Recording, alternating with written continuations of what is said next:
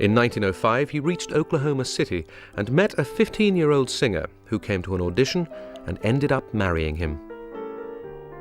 Cleaver Creighton wanted to become a dancer, but couldn't dance, and Chaney did his best to teach her. They went on tour together. Before they knew it, they had to return to Oklahoma City because she became pregnant. And the birth of my grandfather, whose real name, most people know him as Lon Chaney Jr., his real name was Creighton Chaney. He was born on February 10th, 1906. I was born dead. I was born black and dead. My father happened to be the midwife. My poor mother gave birth to me at 7 months.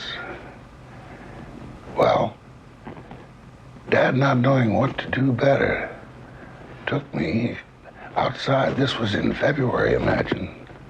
In Oklahoma, it's very cold. He took me outside to the edge of the lake, cracked off the ice, dunked me in, and brought me to life. Until the baby was strong enough, Chaney took a job in a furniture store, then returned to the theater. These barnstorming tours that they would go out on sometimes and often went broke when they were out on the road.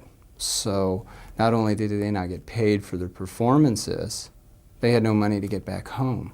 If you had a nickel, you could buy a beer, and that would entitle you to go to the free lunch and have all you wished.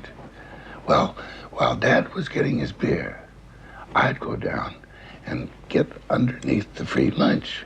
Of course, I wasn't tall enough to come above the counter, and the bartender couldn't see me. So Dad would get his beer, and instead of drinking it, he would take his time and come down to the free lunch.